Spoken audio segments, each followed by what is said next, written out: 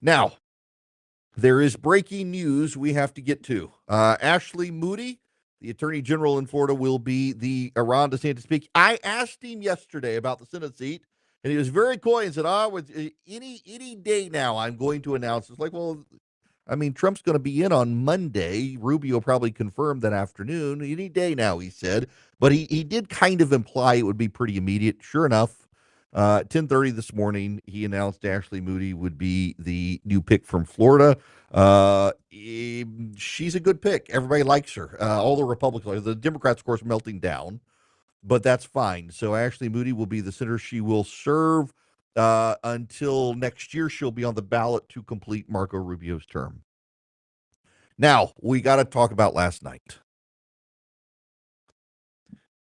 Former President Joe Biden, and at this point, we might as well call him former president. He's been out to lunch since the CNN debate back in June. His progressive handlers have done everything for him, but Joe Biden decided to address the nation last night and give it one last hurrah.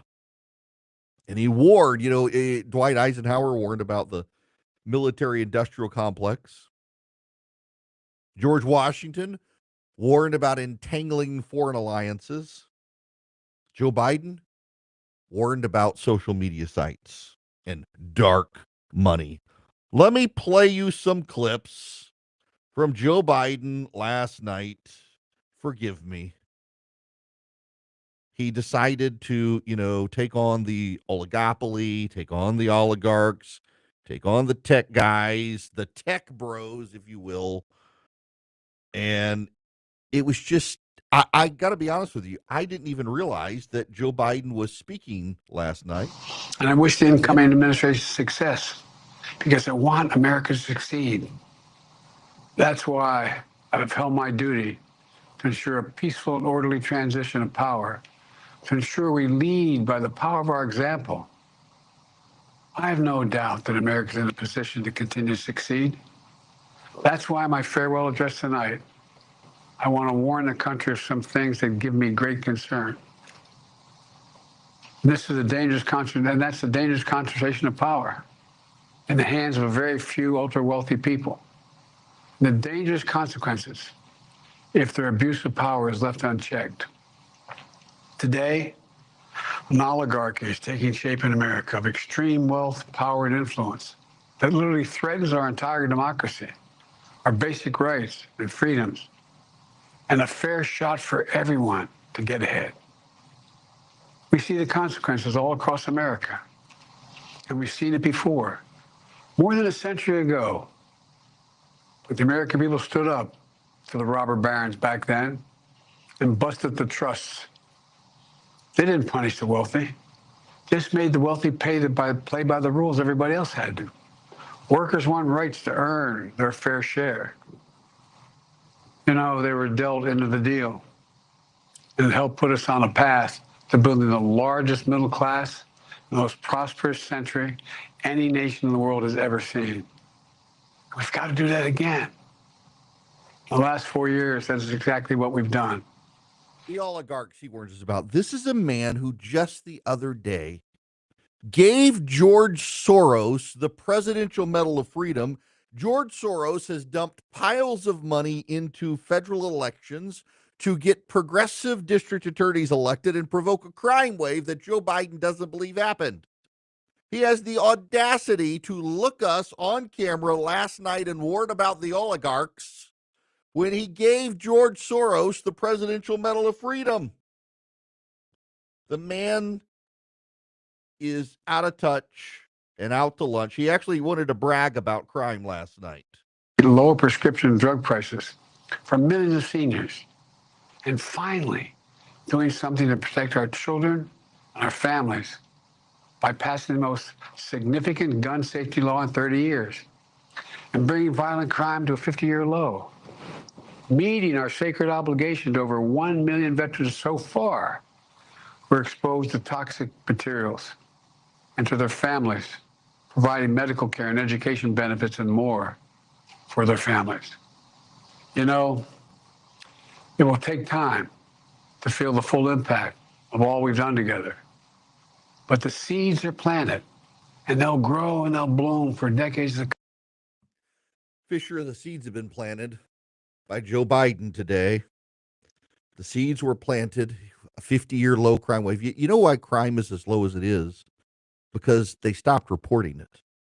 Progressive prosecutors stopped prosecuting crimes, and people gave up reporting crimes. Amazing what happens when you just don't report it. He says it's going to take some time for us to feel the effects of what he did. No, no, no. I think Americans felt the effects so well, they replaced him with Donald Trump. In the years ahead, it'll help to be, it's going to be up to the presidency, the Congress, the courts, the free press, and the American people to confront these powerful forces. We must reform the tax code, not by giving the biggest tax cuts to billionaires, but by making them begin to pay their fair share. We need to get dark money. That's that hidden funding behind too many campaigns contributions. We need to get it out of our politics. We need to enact an 18-year term limit, time and term, for the strongest ethics reforms for our Supreme Court. We need to ban members of Congress from trading stock while they're in the Congress. Let me just take that last one. That's a shot at Nancy Pelosi, just so you know.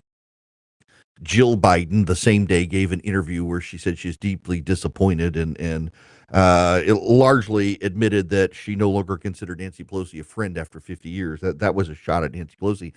You know how I know that? Because Joe Biden could have made that a big issue. Republicans and Democrats alike tried to get him to make it a big issue the last 4 years, and he didn't. The wild thing here, though, is his attacks on tech oligarchs and the control of information and disinformation.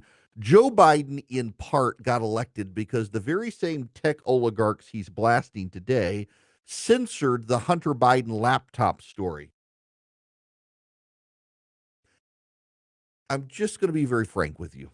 Not that I'm ever not, but I'm just going to be a little more candid in my language choice. Much of the Washington political press consists of a bunch of whores for the Democratic Party.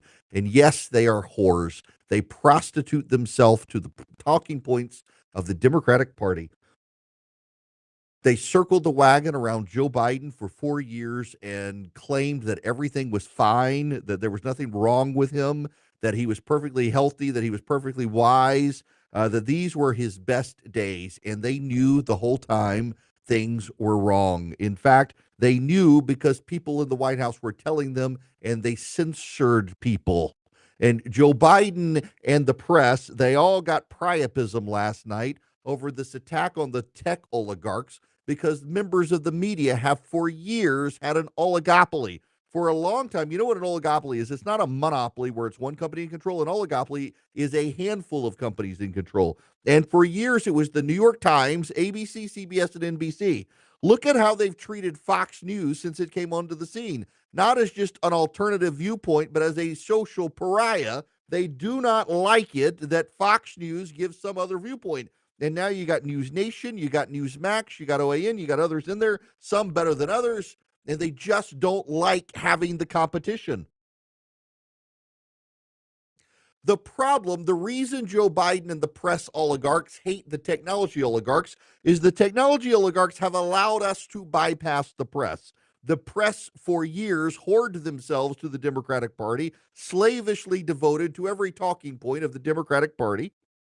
You watch that show on CNN, Thunderdome with Abby, whatever it's called, and you see all these Democrats and these CNN journalists themselves shocked, appalled, and amazed when Scott Jennings or some conservative says something that you and I say all the time, but they've never heard because they're in their oligarchical bubble.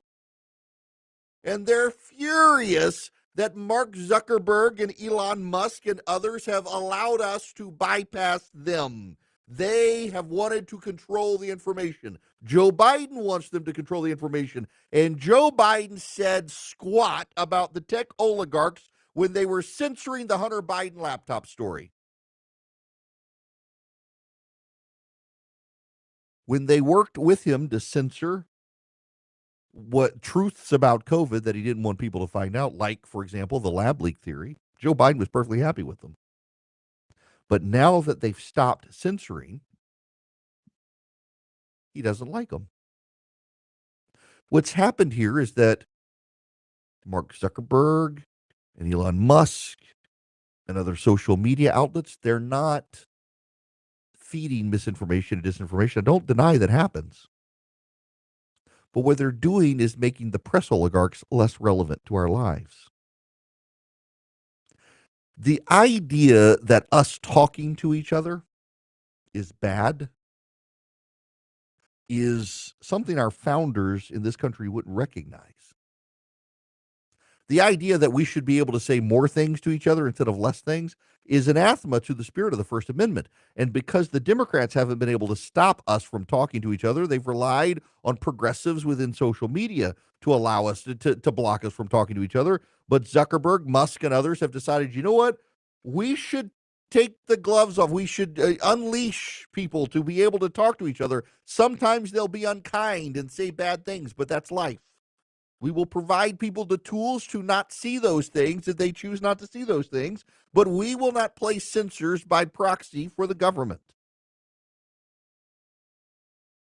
But Joe Biden thinks that's bad.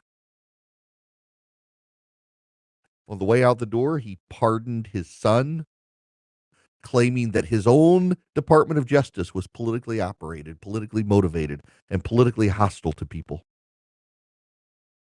On the way out the door, he pardoned mass murderers and serial killers, or commuted their sentences so they won't get the death penalty. On the way out the door, he's tried to take credit for Israel ignoring him. He will not be missed. A doddering old fool was given airtime last night to say goodbye to a nation that said goodbye to him at the end of June. He never got the memo. He's too busy sitting on the beach in Delaware, except now it's too cold. So he's in the warmth of his taxpayer-funded shelter, living like a welfare queen off your tax dollars for just a few more days. He thinks we care greatly about what he says. None of us do. The only people who do are the horrors in the press who have covered for him and the Democrats for 4 years and lied repeatedly to the American people while insisting they were the truth tellers. And they've all been exposed as frauds.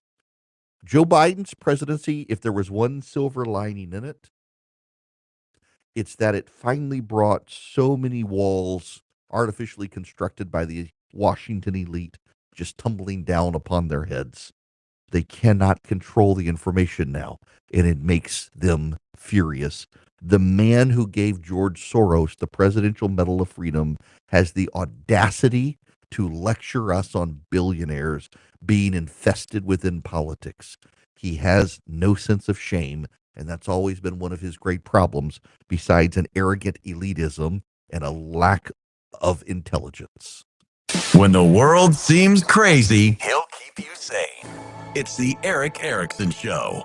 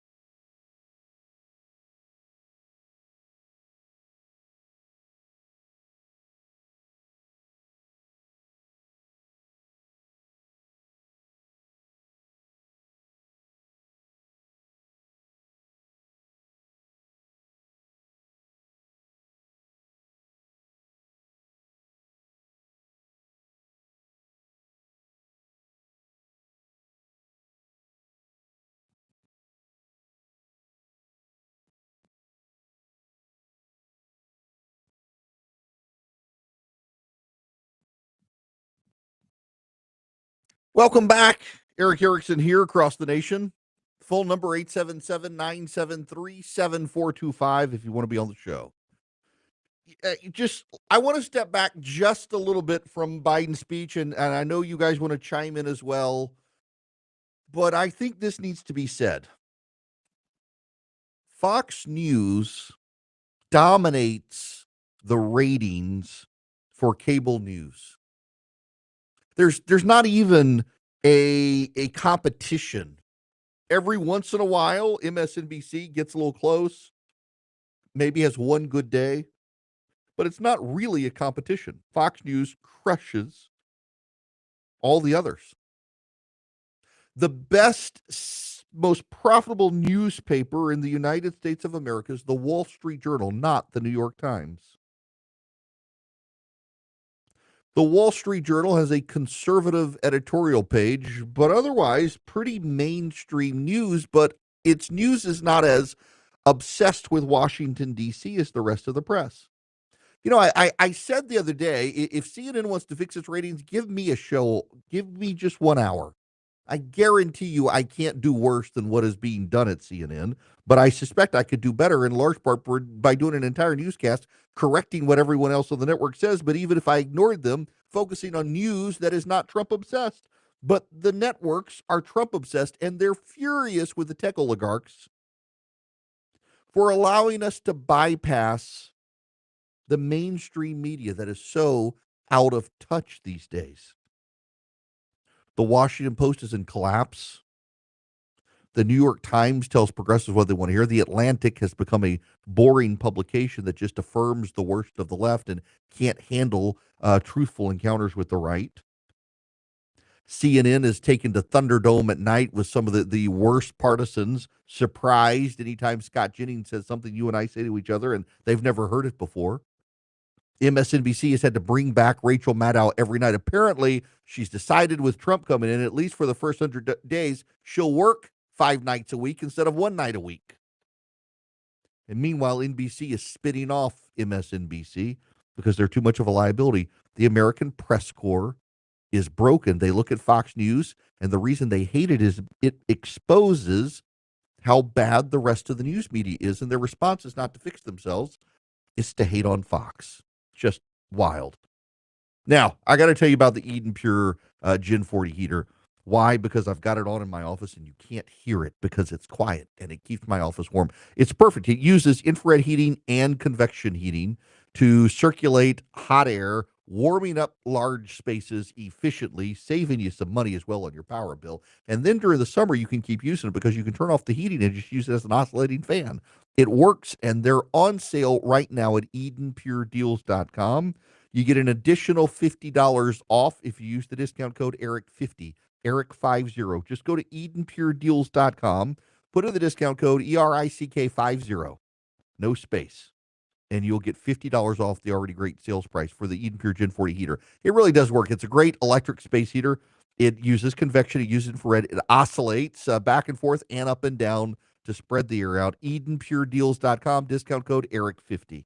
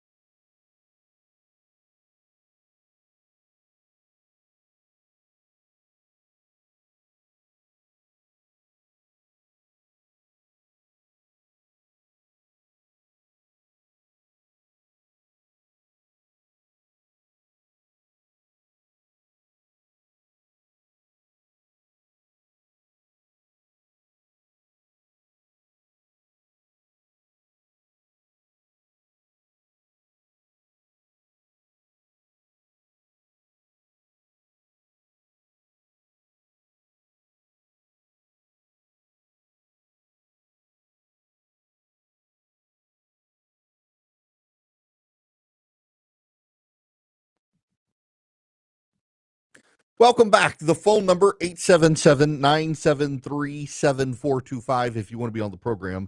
State Senator Colton Moore in Georgia was arrested a little while ago. He was trying to go into the Georgia House to watch the State of the State speech by the governor of Georgia.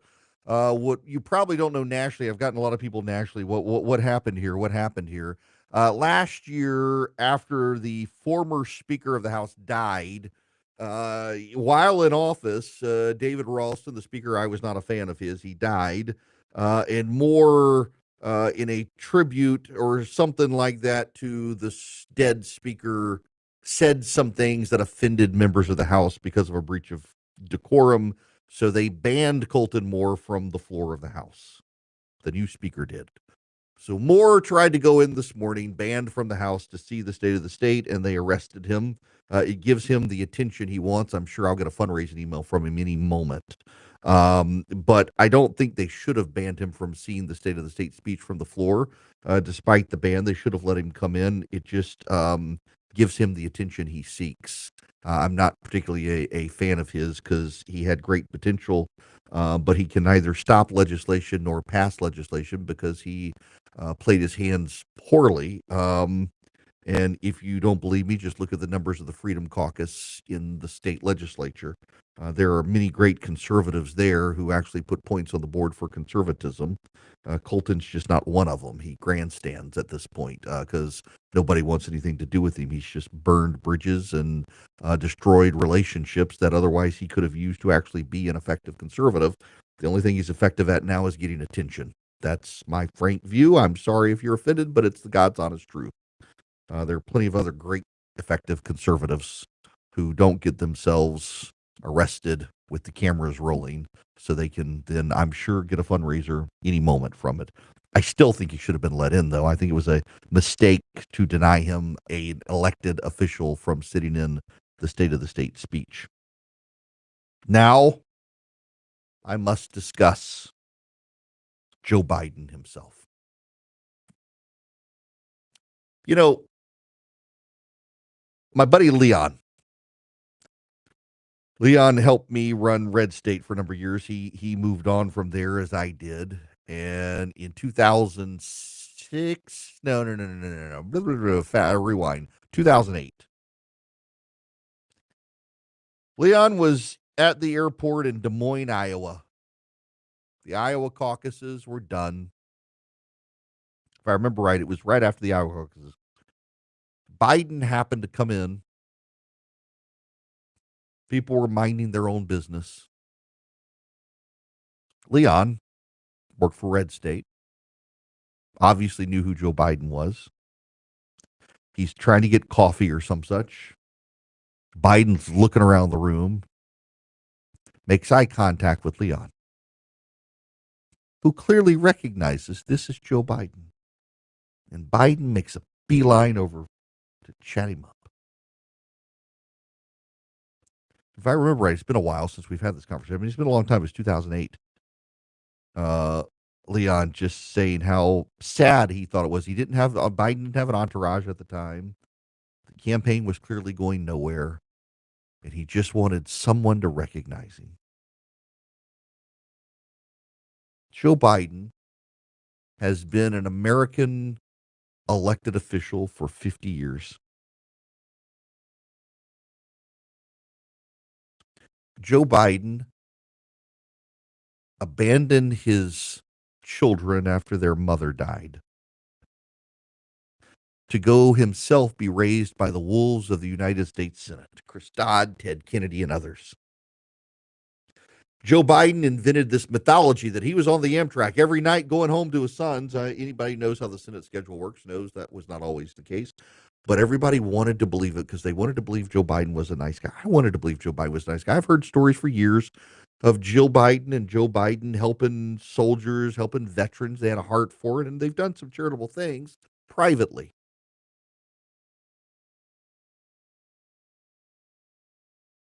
But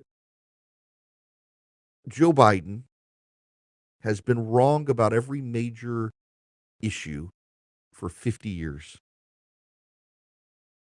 And like so many politicians do, he surrounded himself with sycophants who really can't challenge him. And at the end, he's clearly in decline, and everybody knows he's in decline.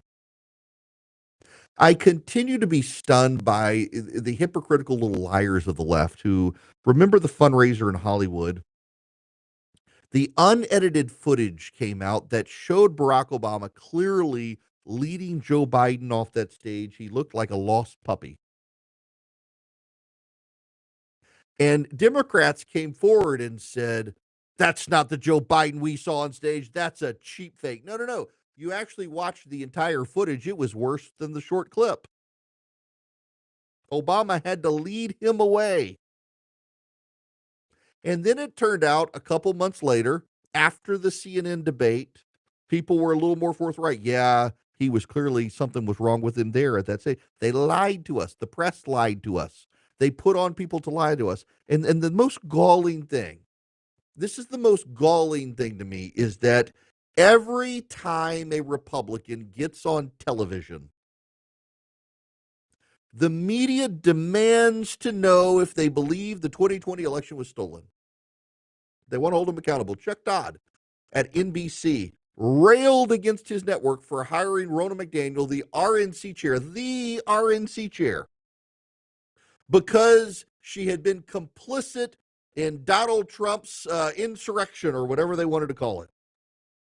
She had lied about 2020 and on and on and on.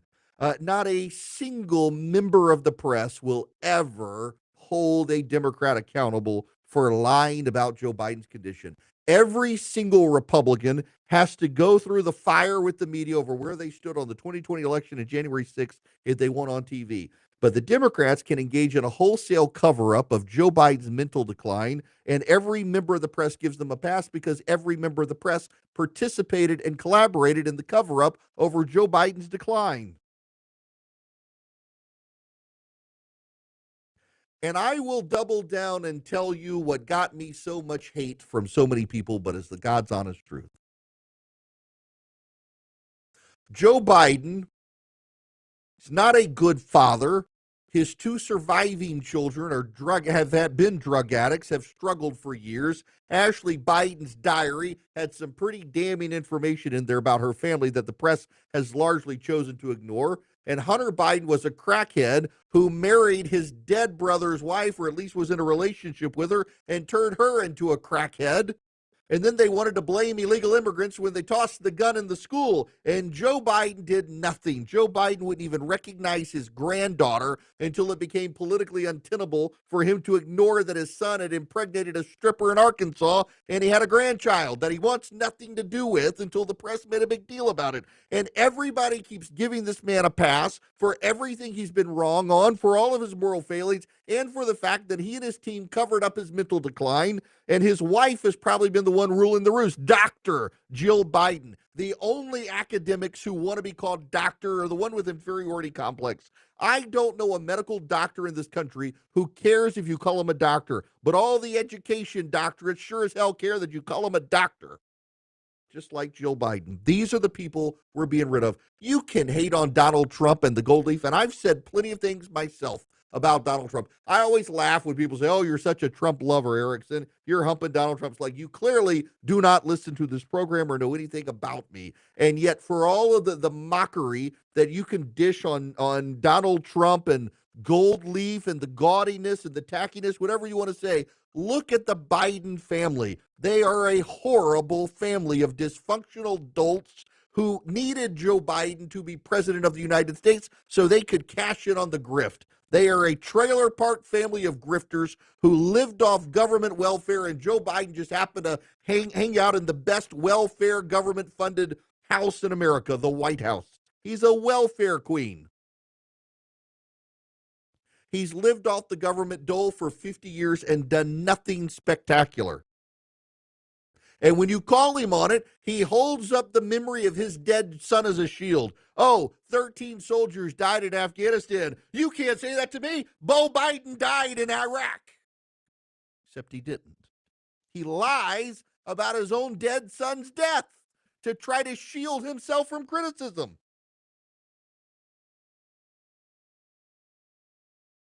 Good riddance to this man. Good riddance to all of them. But I got to go back to this one central point. And this is the one. If I have a breaking point with the press, and I do,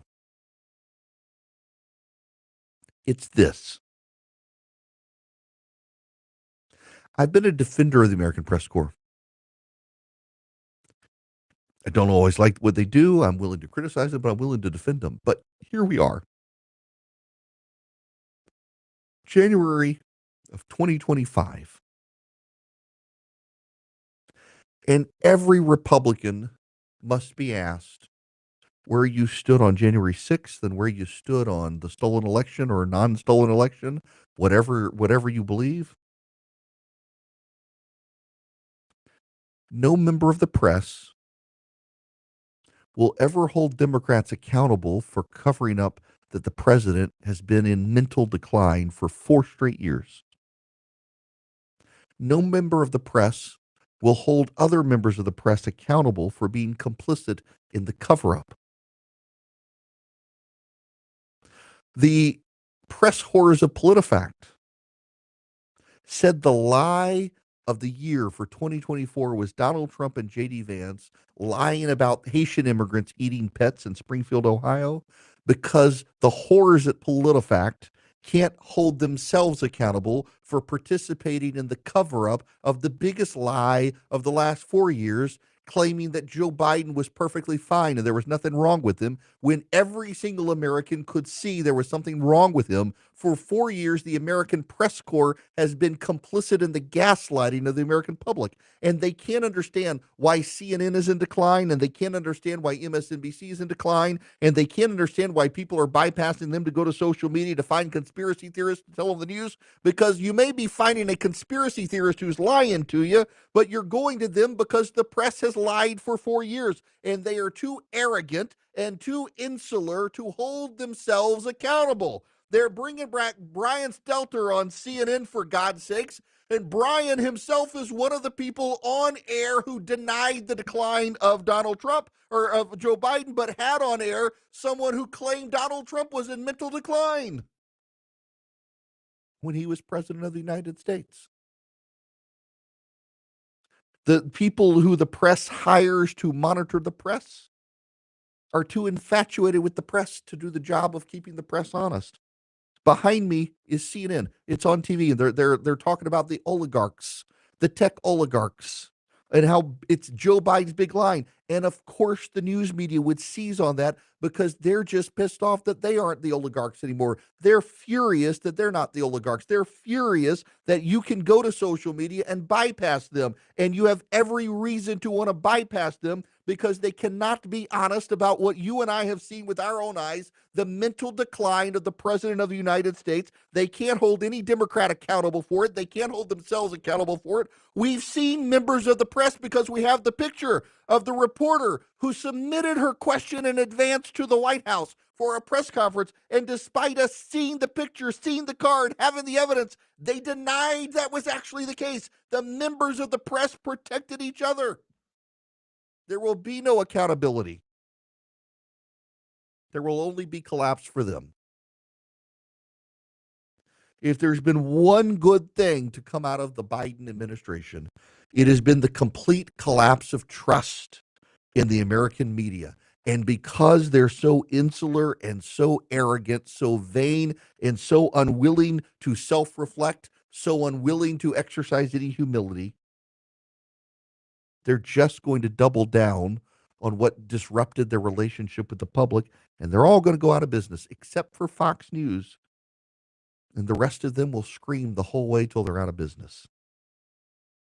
The great unraveling of the oligarchs of the press has come because of these tech oligarchs who have done us a favor of allowing us to bypass the people who we now see have never been committed to the truth, just a narrative that benefited the Democrats.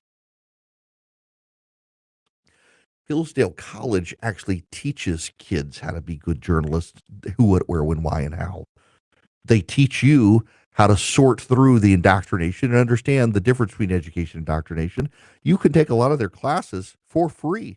They've got some great ones on C.S. Lewis, on Genesis, the book, theology and literary tract through Genesis. Got a great one on the Constitution I've really enjoyed. You can take them for free at erickforhillsdale.com, E-R-I-C-K, erickforhillsdale.com. What you do, you go to erickforhillsdale.com, you sign up with Hillsdale College, and completely for free, you take them at your own course. They're videos. You watch the videos. Each one is about 6 episodes, about 30 minutes each. You do it at your own pace, and you learn. It's education, not indoctrination.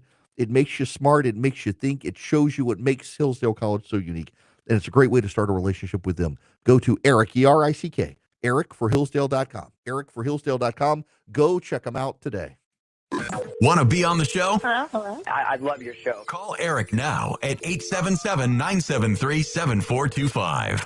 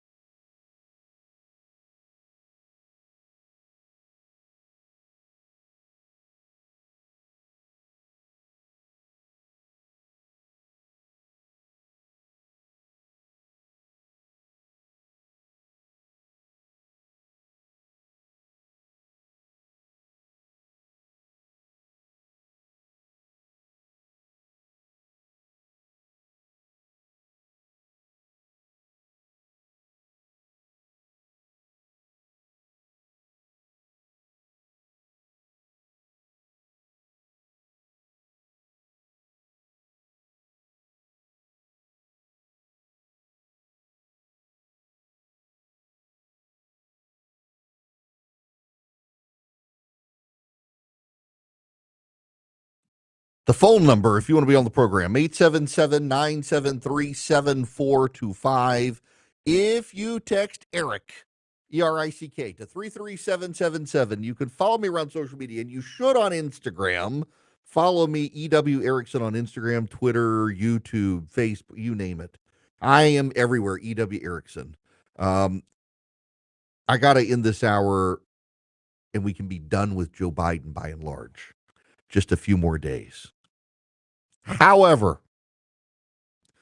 before we leave the cadaverous old man, we should note that he claimed as well that he could have beaten Donald Trump, which every single person, left, right, and center, took as a slap in the face to Kamala Harris. It actually kind of is remarkable to me that he did that Joe Biden was willing to say that. Now, he said it multiple times. In fact, he was caught right after the election telling Barack Obama that he would have done better than Harris. But my goodness gracious, what an absolute insult to Kamala Harris. So Joe Biden drags his feet for a month after the CNN debate, month and a week or so. And only at the beginning of August, after the Republican National Convention, does he say he's getting out. Gives Kamala Harris very little time to get her campaign up and going. She has to rely on his idiots. She brings in the Obama people who actually knew how to win an election. They don't like the Biden people. Listen, as you know, I'm no Kamala Harris fan. I'm not a Kamala Harris fan. But Joe Biden set her up for failure. Just for perspective here, Kamala Harris had just over 100 days to build, run, and try to win a presidential campaign with the baggage of the Biden administration. And to her credit, she was loyal to Biden and never distanced herself from him. And he now has the audacity to say, if I had stayed in it, I could have won. It's an insult to her. I don't think Kamala Harris could have won because I think she's a terrible candidate and not a bright person. But for Biden to claim he could have won after setting her up for real failure is insulting to her, who has been loyal to him, which shows you loyalty goes one way with Joe Biden. This hour of the program brought to you by First Liberty Building and Loan. If you're buying a building, building a building, if you need access to capital, you should reach out to them. FirstLibertyGA.com. Tell them I sent you. Any business nationwide. They only work with businesses, any business in the United States. FirstLibertyGA.com. When we come back, we got lots more on tap. We'll take your phone calls as well.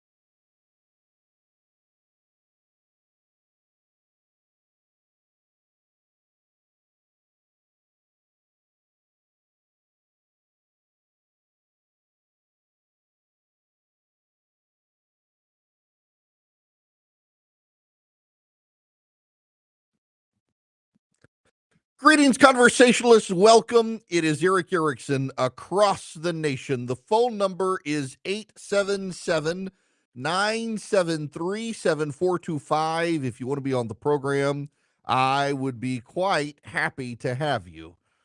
As always, text Erick, E-R-I-C-K, to 33777, and you can get the show notes, the live stream, the podcast. Actually, let me give you a different word, data or data.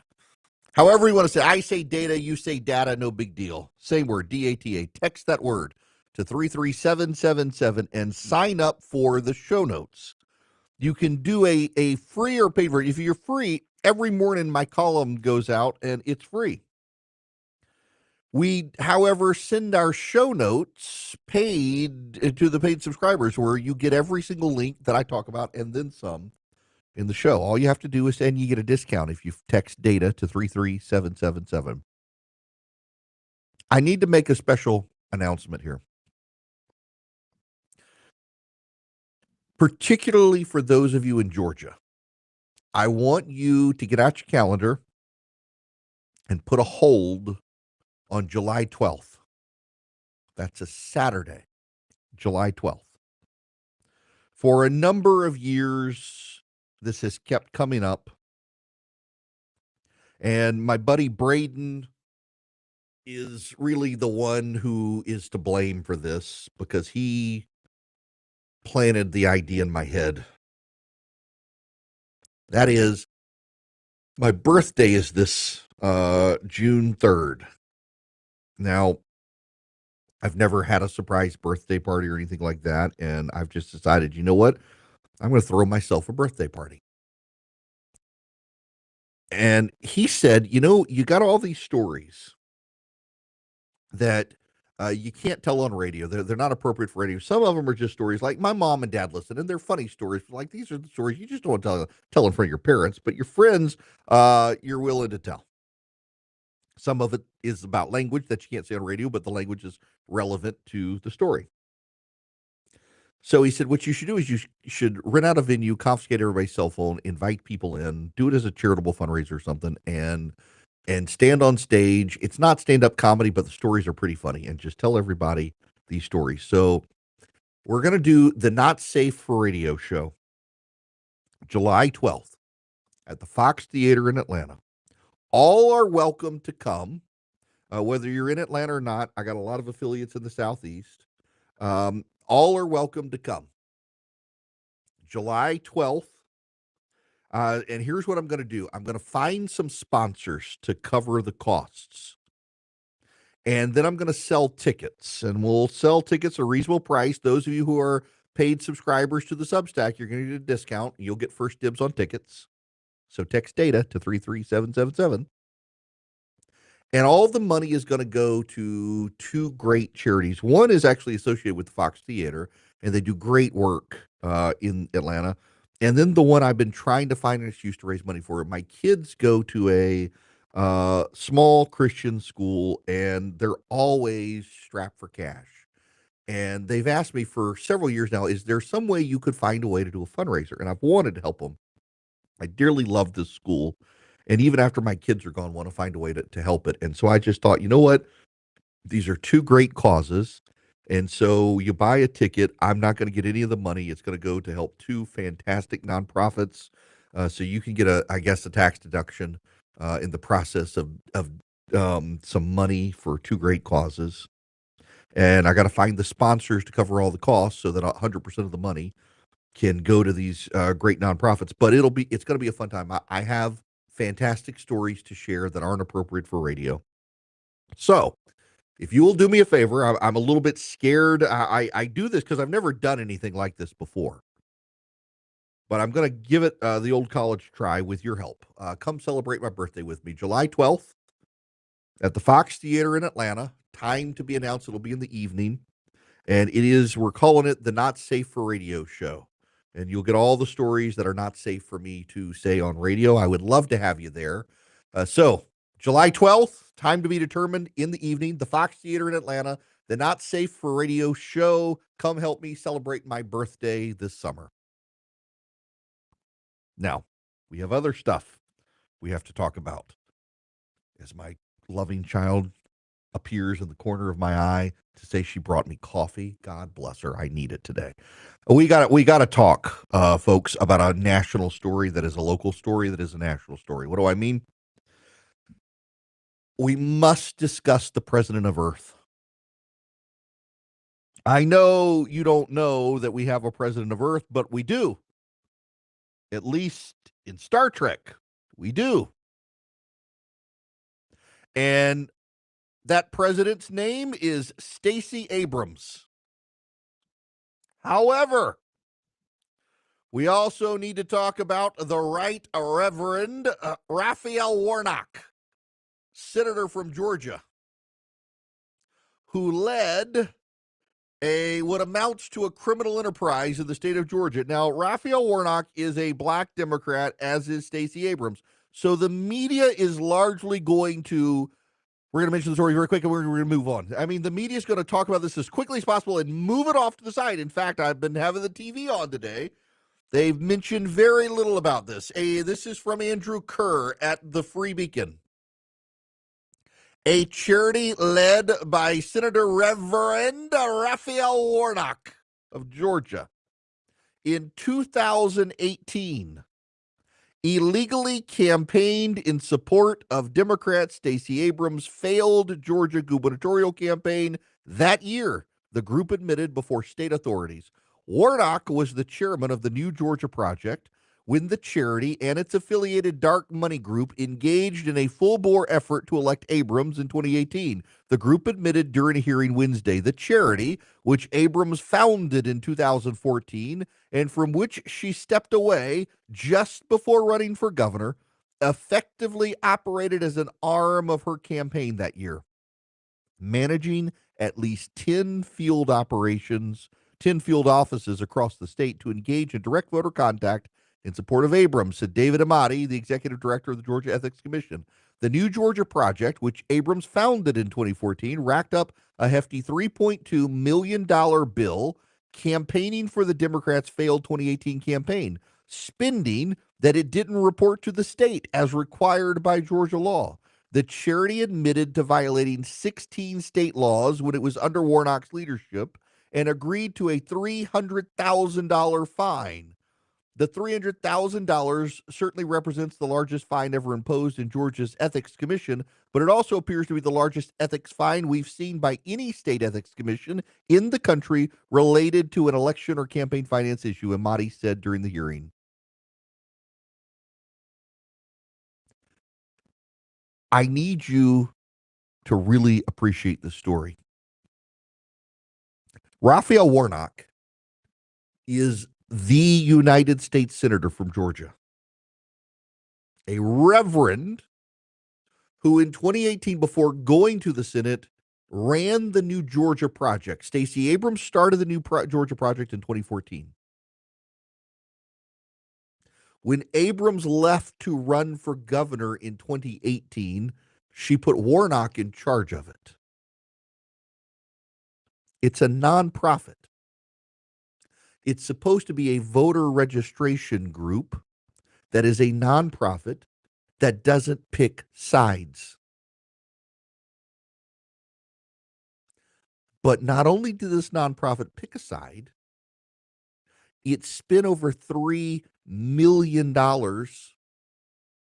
to get Stacey Abrams elected and didn't disclose it. That's illegal. That's against the law. You had a United States Senator, now United States Senator, before he was a senator, preside over this criminal enterprise, essentially. Can you imagine what the national media would do if Raphael Warnock were white and had an R next to his name?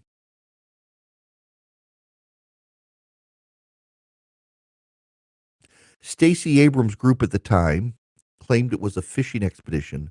They claimed it was racist. It was motivated by race. It was sexist. It was motivated because Stacey Abrams was a woman. They didn't like it. They threw every ism and ist at the book. It was racist. It was sexist. It was all of it. All that. It was all because she was a black woman trying to stand up to a white patriarchy. That's why they were coming after it. And people on the left bought it Hook, line, sinker. Members of the national media bought the story.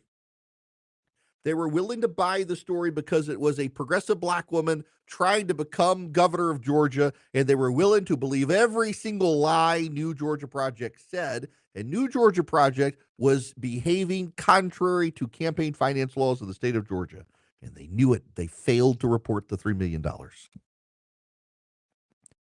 It really is kind of remarkable. This is the way David Wickard and Greg Bluestein at the Atlanta Journal-Constitution, Bluestein, one of the best political reporters out there, writes this. A voting rights group founded by Stacey Abrams will pay $300,000 for illegally supporting her 2018 gubernatorial campaign, the largest fine ever assessed for violating Georgia campaign finance laws. Under a consent order approved by the State Ethics Commission on Wednesday, the New Georgia Project admits it raised and spent millions of dollars to support Abrams' unsuccessful campaign without registering as an independent political committee and disclosing its activities as required by state law. It also supported the campaigns of other Democrats in the state, as well as the unsuccessful 2019 Gwinnett County Martyr referendum. In all, the New Georgia Project and its affiliated group, the New Georgia Project Action Fund, admitted to 16 violations of state campaign finance law. It's a dramatic about-face for a group that for years denied it did anything improper and mocked the investigation as a politically motivated fishing expedition. On Wednesday, it admitted to every allegation the commission leveled against it. It was also a stunning blow to the political organization that helped propel Abrams to the national spotlight in a campaign against Brian Kemp. The New Georgia Project's eye-popping voter registration figures were a fixture in national coverage of Abrams and helped establish her as a rising Democratic star and a prominent voting rights activist. The consent order also affirmed what Republicans and even some Democrats had long suspected. The group Abrams founded to register left-leaning voters crossed the line by advocating directly for her election. David Fox, an attorney for the New Georgia Project, told the commission the consent order, quote, relates to events from more than 5 years ago, and respondents are eager to put the matter behind them at a fundamental level. Respondents understand and respect the commission's position on the facts and law, and we believe this is a reasonable resolution of this long-standing dispute that will enable everyone to move forward. Raphael Warnock, who led the New Georgia Project in 2018 at the time of the infractions, released a statement through his office saying that, quote, compliance decisions were not a part of that work. You got that? The Reverend Senator Raphael Warnock, it wasn't my problem. I may have been in charge of the group, but it wasn't me. It wasn't me. What a way to, he was in charge of he literally presided over the group. But the buck doesn't stop there. No, it's not his fault. What an abdication, what a cowardly abdication to not only not take responsibility, but essentially say, compliance. My job wasn't compliance. My job was running the illegal activities, not the compliance. Wow. According to the consent order, the group failed to disclose $4.2 million in campaign contributions and $3.2 million in expenditures. The Democrats in the state of Georgia ran a criminal enterprise to try to get themselves elected. If the Republicans had done this in Georgia, this would be all over every national news network. But it was the Democrats who conducted a criminal enterprise in the state of Georgia to try to get elected in the state. And because it's the Democrats, the media simply mentions the story and moves on as quickly as possible. A sitting United States senator was in charge of it. And he'll get away with it because of the letter next to his name and the color of his skin. And that's the God's honest truth, whether you want to admit it or not. When the world seems crazy, he'll keep you sane. It's the Erick Erickson Show.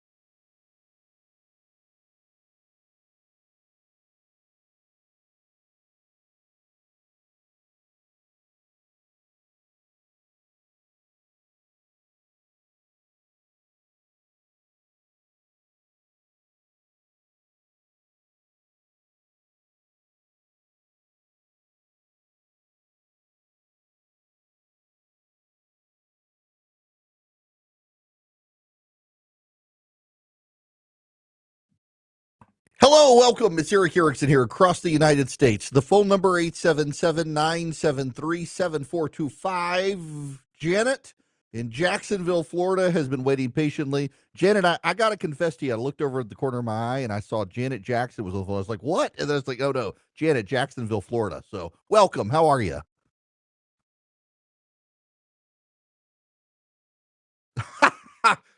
I blame the call screener for that. Thank you.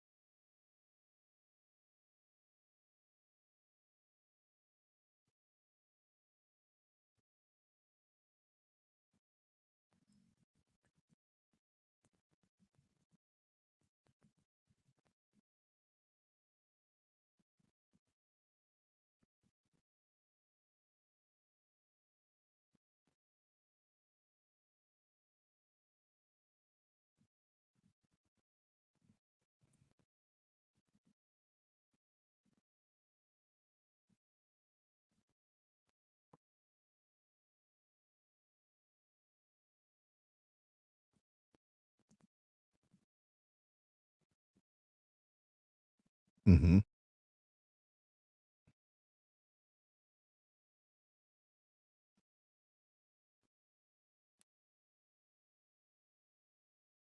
You know, I'm so glad you bring that point up because a lot of people refer to it, I guess, as gaslighting to a degree. But yes, it yes, they are. Look, I got to let you go there, but yes, I'm glad you said because they've been complicit in it. They have been the abusers in the relationship. It's wild and no accountability. There's been no accountability out there at all for people who just they buy garbage products and well, they're stuck. That's why you should go to Vision Computer instead of buying garbage products for your company. Vision will actually build you great stuff. If you go to visioncomputer.com today or call them at 404 Compute and tell them I sent you, you'll be able to get top of the line GPUs, CPUs instead of the garbage products that people buy and tell you they're fantastic. Instead of getting all the products that people gaslight you with, Vision actually gives you great products. And then you get their award winning 5-star customer service where in 15 seconds or less, you ever have a problem, you call them and they can get you squared away. You never sit on hold with them. They just help you. VisionComputers.com or 404 Compute. You should call them today. Tell them I sent you. You'll save even more money. They can build you a computer or they can just give you the tech support for $179 a year. VisionComputers.com or 404 Compute.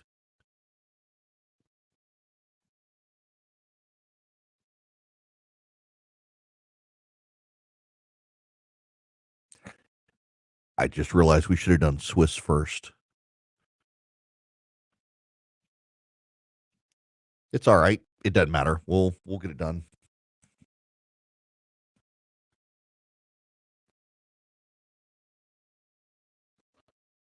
I'll be right back.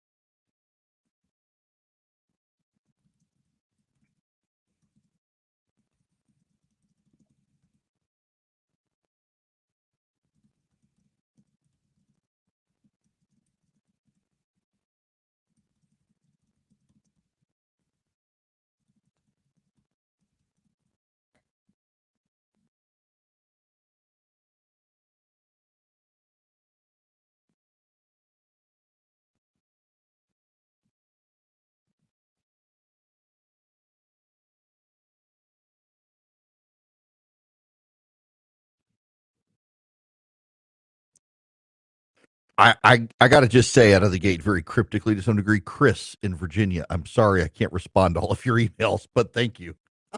I have live commentary going from a listener. It is I did a radio interview this morning. I'm now on the super talk stations in Mississippi. It's a dozen talk stations from the top of the state all the way down to the Gulf of America. And had a fun time doing the interview with them. They do a combined TV radio show, and just talking about how radio is different from television, and the wild way that radio is different from television more than anything else. And for those of you who are thinking of getting into it, and I just side note, I keep having people tell me radio is dying. And I actually loved the business. I never expected to be in radio. It was completely by accident. And I think there will always be radio. I think events change things, and having a free broadcast medium for people to be able to get news is something that is underappreciated right now. We are in the age of podcasts and live streams and Spotify and Apple Music. And I've got all that stuff too. And I appreciate it. And satellite radio as well. But there's also something to be said for having a free medium you can flip on when there's news that you gotta get access to, and you can get immediate access to the news, and that's radio. And I think that companies that have made the bet that the medium is dying probably need to rethink. To some degree, that works against me because I think local radio show hosts, to some degree, have more value than a nationally syndicated guy like me. But at the same time, if I can make myself available to local stations and also be the national guy, it works. But the thing that I've noticed, and this got to me this morning as I was thinking about this and talking about it on radio, is the wild thing about radio is that because you can't see me, it's so much more intimate than television. And Rush Limbaugh was a friend of mine. He was a friend before I was in radio. I got to know Rush in 2004 when I was running redstate.com, and we would chat about radio. He pushed me to get into radio. And one of the things he told me is that the connection you build with your audience in radio is unlike any connection you get in TV or anything else, because it's so personal, because it is the rhythm and the cadence of your voice, the pauses, the rapid clip, the tone, the inflection. They have to learn everything about what you're saying through the expression of your voice, not the expression of your face. And so it builds a stronger connection. with the audience. And I find when I go to restaurants, if I sit and face the crowd, people can't figure out who I am. If they close their eyes or they don't see me, they hear my voice, they know immediately who I am. So I bring this up as a segue into TikTok because a lot of people are very upset that TikTok is leaving. It's going away. It's dying. Today, the Democrats in the United States Senate attempted to extend TikTok's time, and Tom Cotton, senator from Arkansas, blocked them. Now, this puts Cotton at odds with Donald Trump, in large part because Donald Trump is now inviting the CEO of ByteDance, the parent company of TikTok, to be at on the dais with the other technology executives, Tim Cook of Apple, Elon Musk of Tesla and everything else, Mark Zuckerberg of Meta. All the major tech executives will be there with Donald Trump on the dais. Like they'll be up there where the former presidents are. It's kind of a big deal.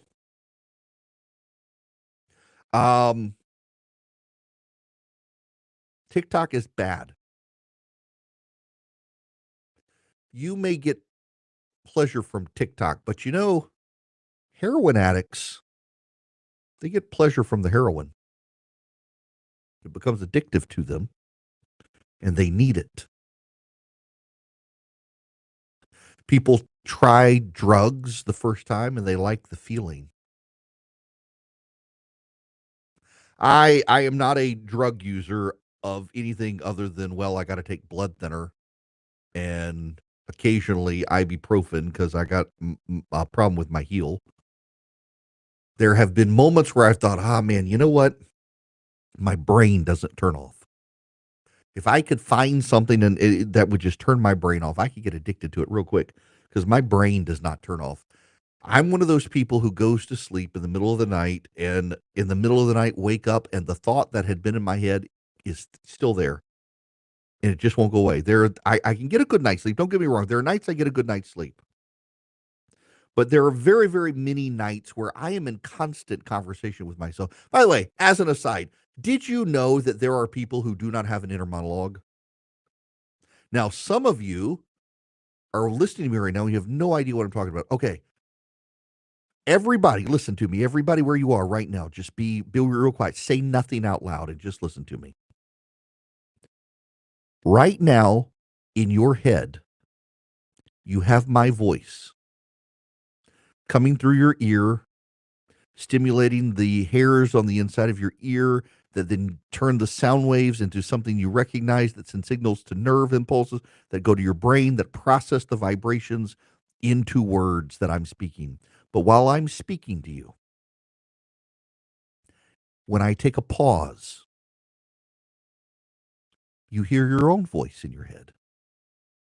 You're in conversation with yourself today. Where am I going? What am I eating? What am I doing? What's next on the list? Where do I go? There are people incapable of doing that, and I had no idea. I did not know these people exist who don't have inner monologues. And there are some people who their inner monologue is broken and they just regurgitate stuff they shouldn't say. I mean, it just comes out. There are literally people, though, who can't have these internal conversations, which I found wild. I didn't know that was possible, that there are people like that, but there actually are. There are people who have to verbalize everything to process it. That is a complete tangent. It is my ADHD brain working. But all of this is to say there are people who consume drugs because they need to stop thinking. They just need to turn their brain off. They need to digest something. And sometimes what people do is embrace social media. They embrace TikTok. They embrace Reels on Instagram or on Facebook, or they do YouTube videos. Now you've got YouTube Shorts, and our attention span gets shorter and shorter and shorter and shorter and shorter and shorter. TikTok has become a drug for a lot of people. And for some people, they become TikTok famous. They have accounts. They generate money. I could on Instagram. So I know Zuckerberg to a degree.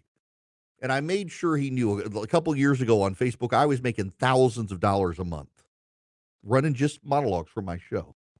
I got my final payout from Facebook for the last month. It was like $7.16 because they changed the algorithm. That's the problem with TikTok. TikTok's algorithm, there have been a number of outside studies on TikTok that have shown that TikTok downplays anything critical to China. And in fact, in the United States, TikTok overserves LGBTQIA trans material. Now, before you pick up the phone and call me and say, I don't see that stuff, I don't care that you don't see that stuff. You have found a way in your algorithm to reflect things that you want, and you don't want that stuff. What I am telling you is there have been numerous academic studies of people who have followed the same pattern. They get on TikTok and they see what TikTok shows them first based on their interests. And inevitably, what TikTok shows for newer users is either stuff that makes China look really good or stuff that makes the United States look really bad, or transgender affirming material. And in fact, there's been a couple of academic research surveys that show younger people who get TikTok accounts are disproportionately shown trans affirming reels or TikTok videos, whatever you want to call them. Now, why is that? Because China is using TikTok as a way to indoctrinate our youth and turn them against us. Charlie and Philip will know the name Kim Iverson. Has a show on Rumble. Kim Iverson is one of the people who has made the jump from TikTok to another Chinese communist-controlled app. Taylor Lawrence, the progressive activist, has been encouraging people to go to another Chinese-controlled app. And what people are finding on these apps is the worshipful view of China. Taylor Lawrence advertised people go to the Red Book app. You need to understand that the little Red Book was a Maoist term. The names of all the people needed to be executed, I think, in China. The little Red Book was a terrible, terrible thing. And the Chinese app is called the Red Book, and the Americans are clueless. And Taylor Lawrence was telling people to go there, but it turns out they don't allow pro-gay material and pro-trans material there. So that's flop. Now, Kim Iverson, who has this show on Rumble, tweeted out, downloaded Jing Hao Shu app. I have no idea how you even pronounce it. Xiangshu app. Banning TikTok is going to massively backfire. This app is showing Americans a completely different view of China. It's obvious China is the new world. China is a third world despotic hellhole where the elite have gotten super wealthy and they have built a Potemkin village for you to process, and they are a bunch of horrible, horrible communists. There is literally a woman who wrote for the New York Times claiming that in China, on the Chinese apps, you learn the truth about the Tiananmen Square massacre, but on American apps, you learn the lie that it was a massacre. Someone else tweeted, banning TikTok was the biggest mistake of the Jewish lobby and AIPAC in the U.S. Here's what's happening on the new trending Chinese app Red Note, which is currently the most downloaded app. No censorship, no shadow banning, no Elon Musk style suspensions. And what are they showing? Anti-Semitism. A picture of someone standing next to a monument where this girl has spray painted it, F Israel. You should note these people are all rushing to Chinese Communist Party controlled apps claiming that they're getting the truth there. And you should note that the Chinese would rather shut TikTok down than divest it from its algorithm. Why? The Chinese Communist Party controlled company ByteDance could make billions of dollars, and they would rather give up the billions of dollars than give up their control of a app designed to indoctrinate our children into hating the United States and hating themselves and loving China. And I have to admit, I'm a little bit appalled that the president-elect, Donald Trump, who came up with the idea of getting rid of TikTok, suddenly wants to save TikTok. We should not be saving TikTok. To, I think it was Cato the Elder, to paraphrase Cato the Elder, TikTok delenda est. I think it was him, said Carthago delenda est, one of those Roman senators. TikTok should be destroyed. And on January 19th, TikTok will be destroyed. And you should note how many people are willfully rushing to find a new Chinese Communist Party controlled app to tell them what to think. It's a damning indictment on those people, not even on China, but on those people, that they are rushing to find a new Chinese Communist Party controlled app. Between bank collapses with others teetering on the brink, I don't know if you guys saw the news this morning that there's been some concern about interest rates. The stock market has been a little wobbly because of economic news. And now there's a big push as to whether or not banks should have higher or lower regulation. Looks like they'll be lower in the Trump administration. But for community banks, we're not so sure. Swiss America has been warning people about these problems. They've been the trusted leader in precious metals for 40 years, and they've been warning people about a secret war on cash. They would love to help you safeguard your hard-earned cash. All you need to do is get this free report. It takes less than 50 minutes to read. Swiss America is rated A+ by the Better Business Bureau. You can get the report. It's completely free. Read it, digest it, help you save your retirement and finances. You get a free copy by calling or texting 800-289-2646. That's 800-289-2646. The all-out war on cash includes digital forms of currency, by the way. It's growing, it's spreading. So get the Secret War on Cash report completely free. Just mention Erick, E-R-I-C-K. Mention my name. You can text my name, Erick, or call and mention me to 800-289-2646. Swiss America is waiting for you to call or text them. They're happy to help you and get you this free report. It takes less than 15 minutes to read. 800-289-2646. Message and data rates may apply. Want to be on the show? Hello. I love your show. Call Erick now at 877-973-7425.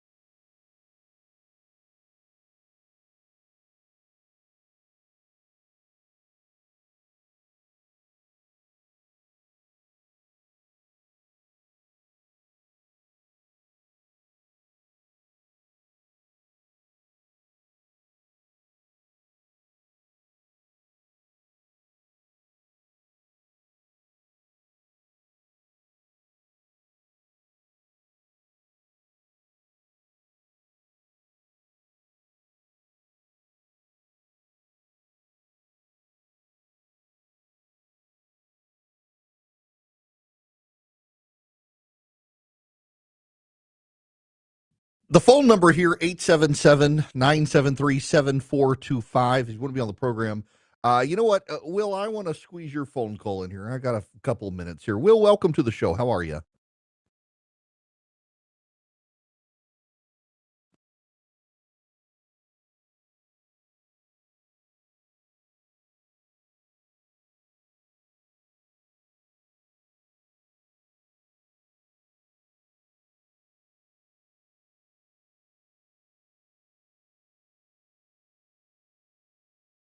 Mm-hmm.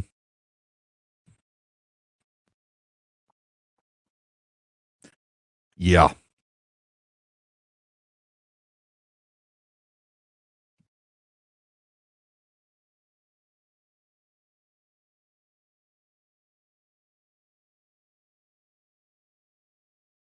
Mm-hmm. You're right.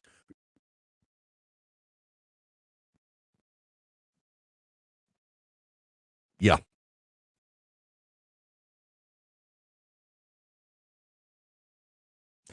The woke stuff is the one that gets me because people you do need to understand to one of Will's points here is one of the things, and it actually comes from Karl Marx.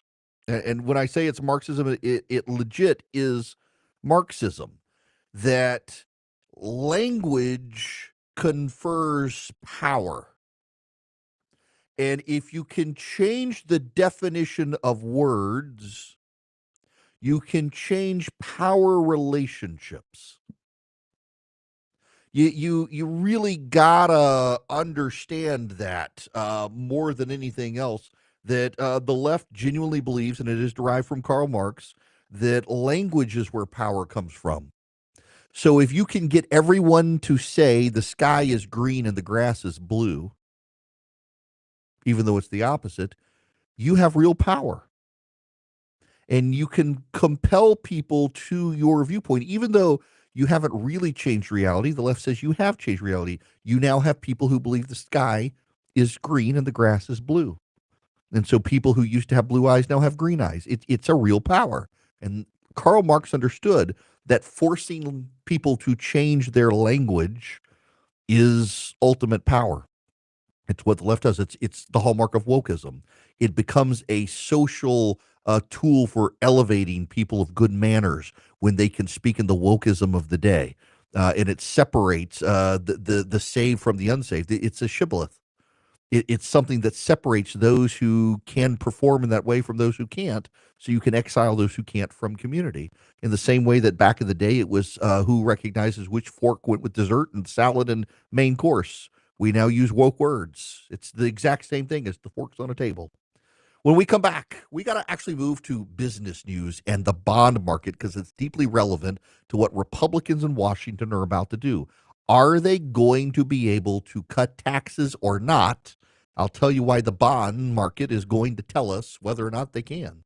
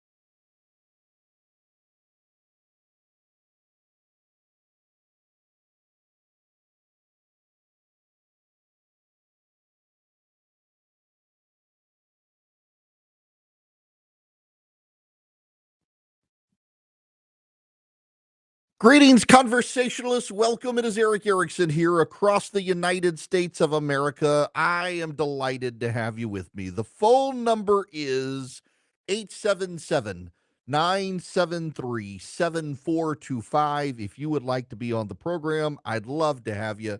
As always, text Eric to 33777. Get the show notes, the live stream, the podcast. Please put July 12th on your calendar if you're in the metro Atlanta area, or if you want to come hang out and help me celebrate my birthday. I'm going to do a one-time only, not safe for radio show at the Fox Theater in Atlanta that night, raising money for some great nonprofits in the process. And I hope you'll come join me and hear all the stories that are not safe for radio. Now, I want to play you a clip. This has just happened. I don't have the video. I got the audio. I can pull this up. Most of you don't care. You're listening on radio anyway. But this is an exchange between very progressive Oregon Senator Ron Wyden, Scott Bessent, who is Donald Trump's nominee for Secretary of Treasury. You should note that most of the Democrats have now left the hearing room. Bessent is super sharp, very bright guy, but this was kind of a mic drop moment.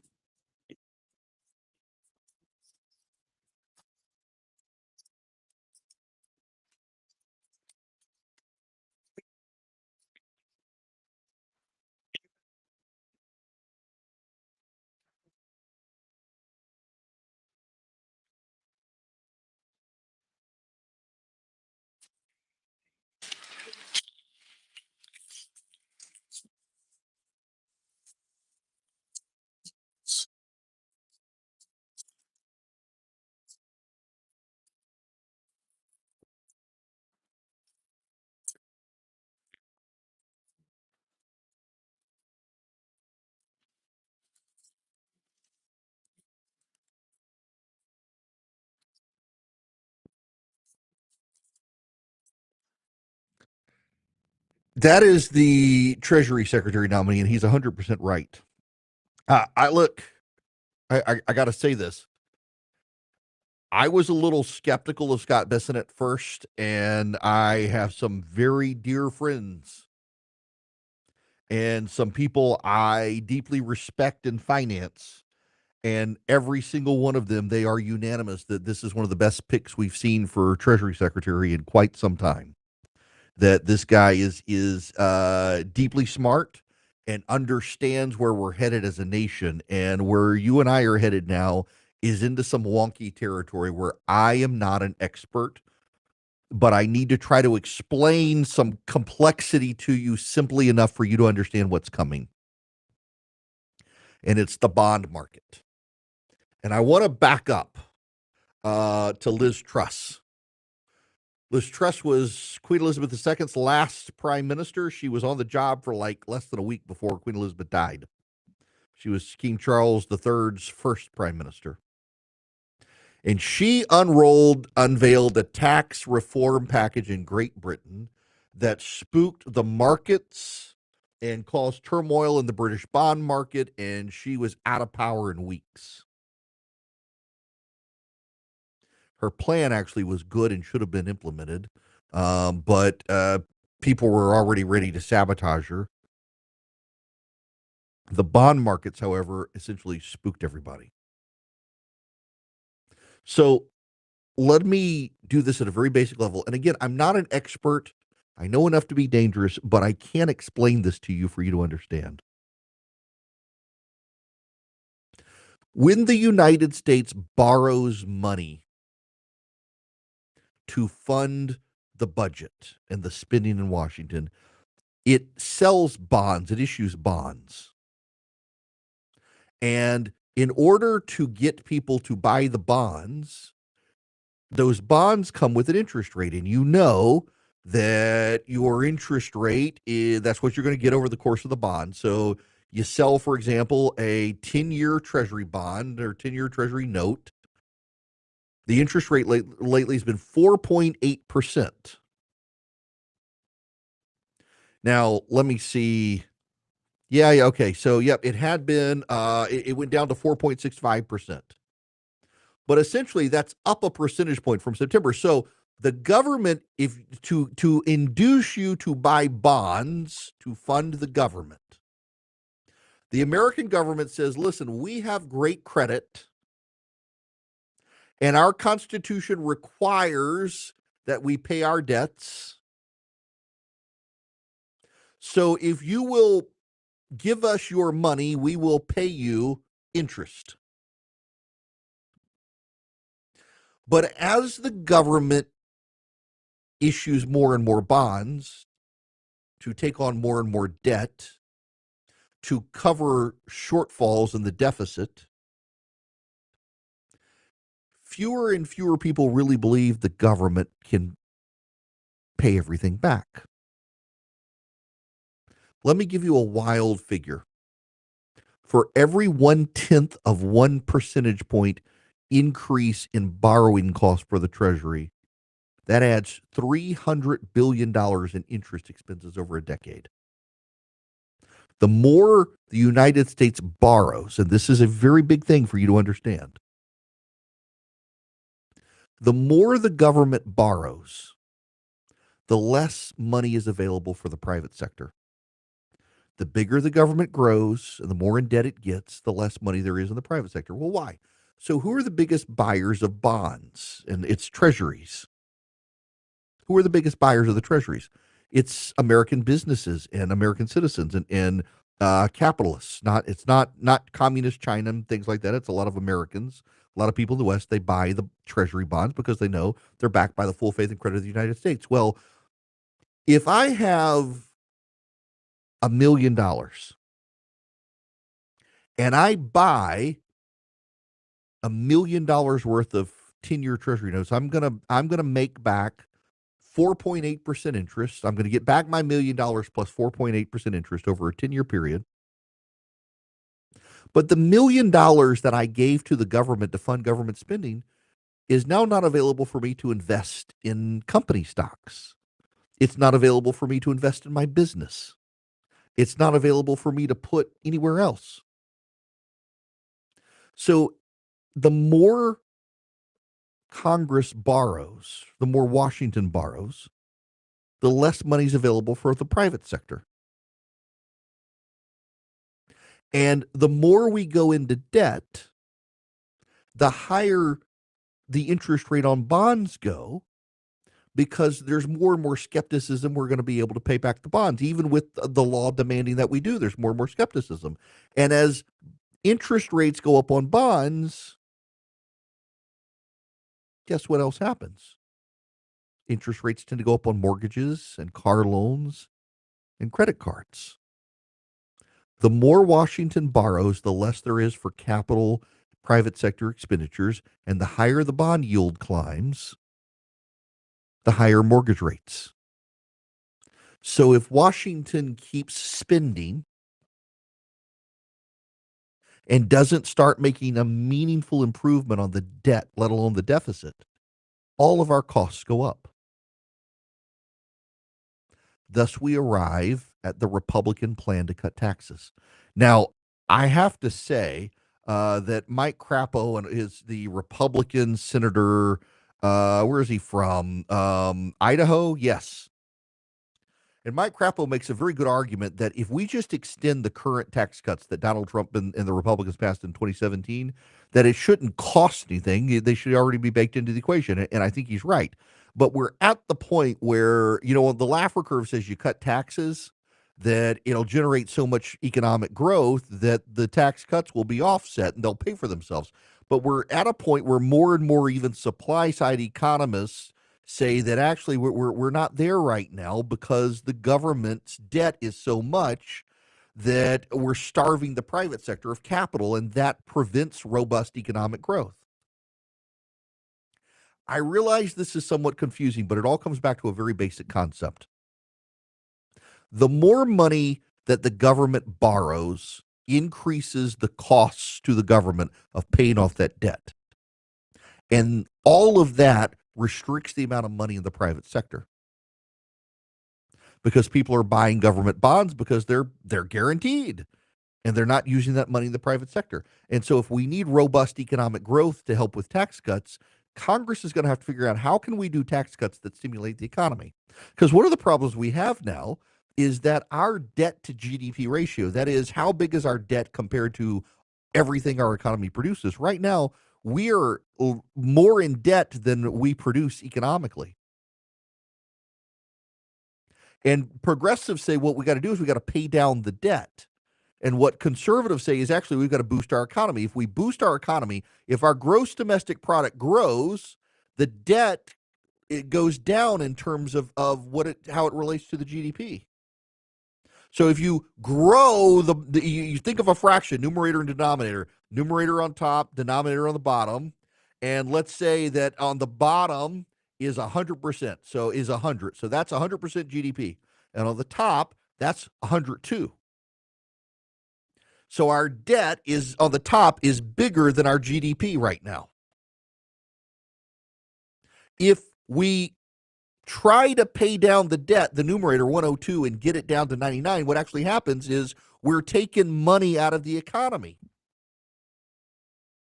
And so the economy can't grow.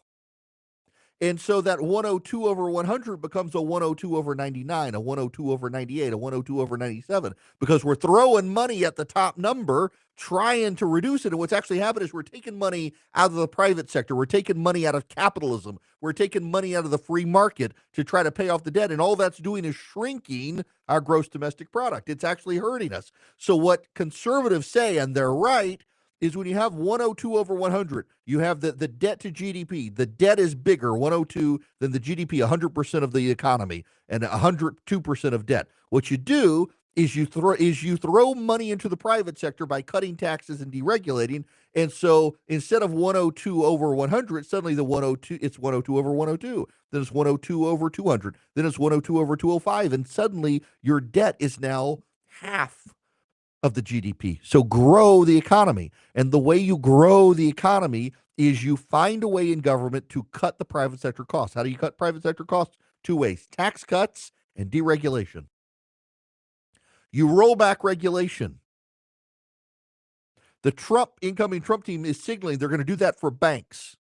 The Biden administration cash-starved banks. Banks could not participate in the economy as much as they had because of regulatory costs imposed by government.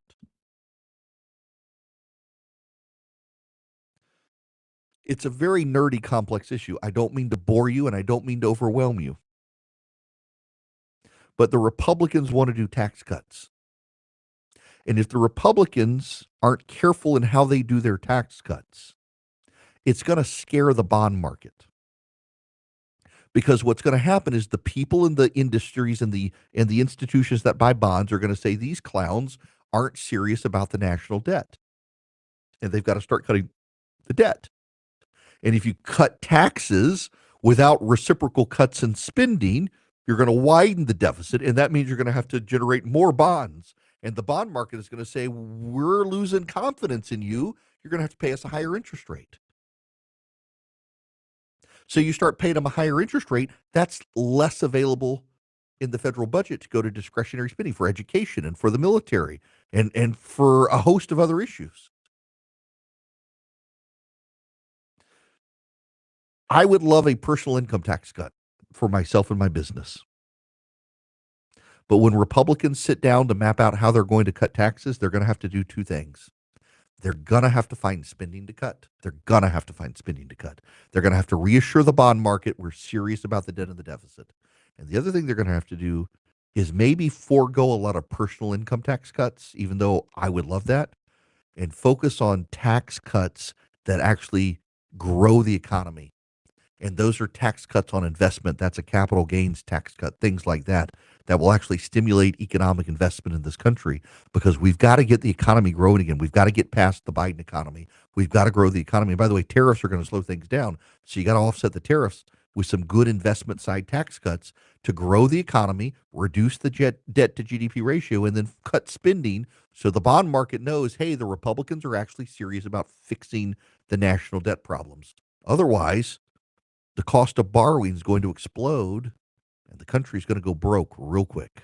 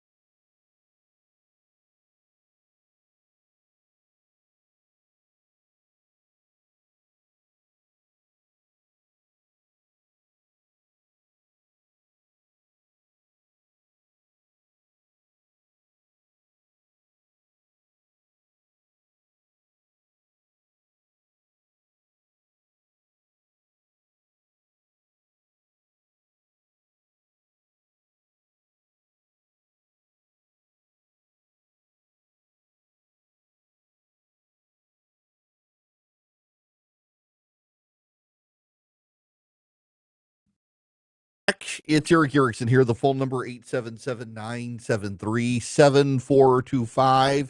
You have probably never heard the name Darren Bell. Remember last year there was an ongoing situation where a lot of conservatives on social media were highlighting people that they believe were engaging in grooming behavior, grooming kids. And by the way, a lot of it was legit. Some of it was overblown, a lot of it legitimate. And the left pushed back furiously. How dare you call people groomers? I mean, and it came at a time where there clearly were more and more people trying to engage in sexually explicit conversations with children and talk to kids about pornography and putting pornography in elementary school libraries. And a lot of people on the right were like, "This is grooming behavior. You are essentially indoctrinating children into believing that this hypersexualized behavior at an early age is something that's fine." One of the progressives to push back was I believe, Washington Post cartoonist, a Pulitzer Prize winning editorial cartoonist at that. His name, Darren Bell. He did a series of cartoons attacking Republicans and conservatives for calling people groomers. One of his cartoons shows a Republican in a trench coat, an elephant in a trench coat as the Republican, flashing children, saying that that was a groomer. Well, turns out, according to the police, Darren Bell has been arrested for child porn. By the way, I think this has been a pattern. A lot of the people who push back the most vehemently against the conservatives turned out to have those sorts of issues. Now this guy.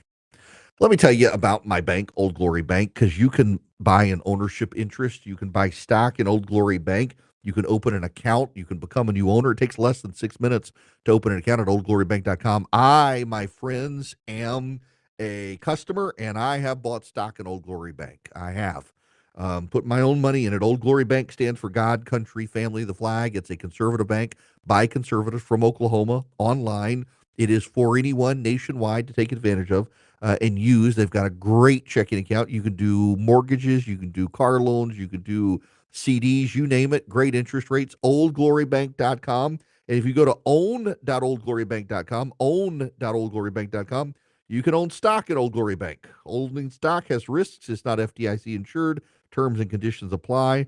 I've done it. You can do it if you want, or just get a bank account with them. They're fantastic. Oldglorybank.com. Member FDIC, equal housing lender. Terms and conditions apply.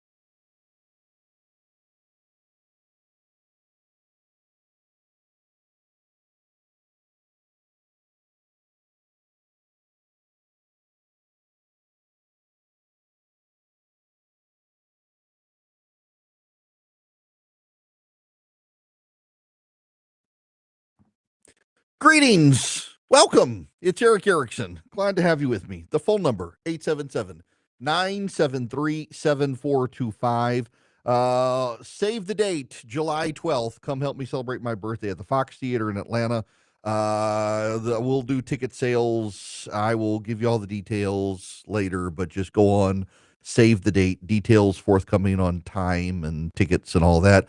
If you're a subscriber to my daily email, you will get a discounted ticket. Sarah Sanders and Gavin Newsom, together, separate states, they have decided they want to ban cell phones in classrooms. I have told you this story before. I got to tell you again. We moved our kids to a small school. In fact, it's part of this birthday effort of mine is to raise some money for the school. It's a great nonprofit worth supporting. But we moved them there, and we had been very adamant, my wife and I, about our kids not having cell phones. In fact, we had kind of decided that our kids would not have cell phones until they started driving, and then they would need cell phones if something happened to them. But when my daughter was in 8th grade, maybe it was 7th grade after she went there, she didn't have a cell phone, no social media, she didn't have a cell phone. I chaperoned a field trip, and it was in my car. There were 3 kids in the back seat. There's my daughter and me in the front, and it was very quiet, except for my daughter, who was chatting. And it finally dawned on me that my kid, who had just moved to a new school, was trying to make friends and stuff, couldn't actually do that because she didn't have a cell phone. Every other kid had a cell phone, and they were on a group chat. And the girls, there were 3 different cars going, and the girls were on a group chat, and my kid couldn't participate with the other kids in conversation because she wasn't on group chat. Literally had 3 girls in my backseat who were group chatting together with others, occasionally bringing stuff up for my daughter, but she couldn't participate in the chat. And that was kind of an eye-opening moment for me as a parent who really didn't want my kid to have a cell phone, that my kid cannot engage socially with kids in her class if she doesn't have a cell phone. Texting has become ubiquitous. More than that, though, my son, actually, my son is my child and my wife's child. He is not a people person. My son is on a group chat with his 10th grade boys in his class, and he regularly unsubscribes himself from the group chat. Just like he doesn't want text messages. He doesn't want to be bothered. My daughter's kind of the same way. We all are. I tell people all the time, don't call me, text me, and then I get so many text messages. I'm like, hang on, I can tell you. Let me look at my phone right now. I have 35 unread text messages, 607 unlistened to voice messages. I have 282 direct messages unread on Instagram, 4 on Twitter, and my phone hasn't updated. I got about 50 unread emails. Yeah, I made the mistake as I was growing not TikTok, in Instagram. Was direct messaging with people. Now I have so many people who message me on Instagram. I can't keep up. I got hundreds of unread messages on Instagram. It's just I'm kind of overwhelmed at this point. But my kids, to be able to interact with kids at their school, had to have cell phones. Now my kids have never had TikTok, never had Snapchat. Not going to do it. There's a growing movement, though, in schools to block cell phones in schools, that they're banned during the day. 8 states have enacted bans, but the proposals are being considered in several other states. Sarah Sanders in Arkansas is one of the latest governors to propose it, and Gavin Newsom supports it as well, to get rid of cell phones. California has actually now done so. Arkansas, Texas, Oklahoma, Nebraska, Wyoming, Utah, Arizona, Iowa, Michigan, Kentucky, Tennessee, North Carolina, Pennsylvania, Vermont, and New Hampshire are all considering them. Louisiana, Florida, South Carolina, Virginia, Ohio, Indiana, Minnesota, and California have now imposed these bans. There are very few states left, Georgia being one of them, Mississippi as well, Missouri too, that haven't yet proposed or contemplated cell phone bans. I think I'm becoming a fan of the cell phone ban in school because they are a distraction. And also, it is attention span. And I can see this with myself.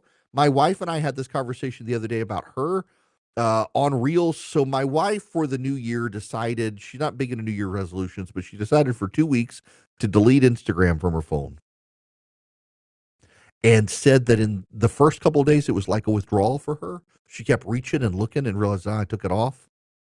And she finally put it back on so she would stop checking. But then she used her Apple screen controls as like no more than 1 minute in a day on Instagram. So it made it virtually impossible for her to look at Reels.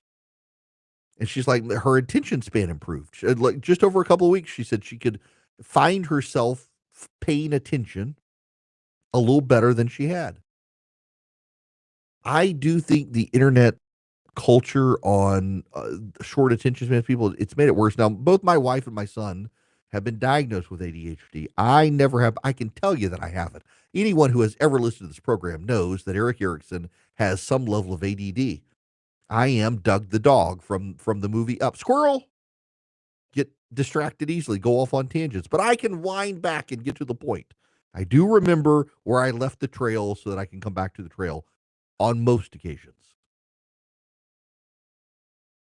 Cell phones are a tool, they're a device,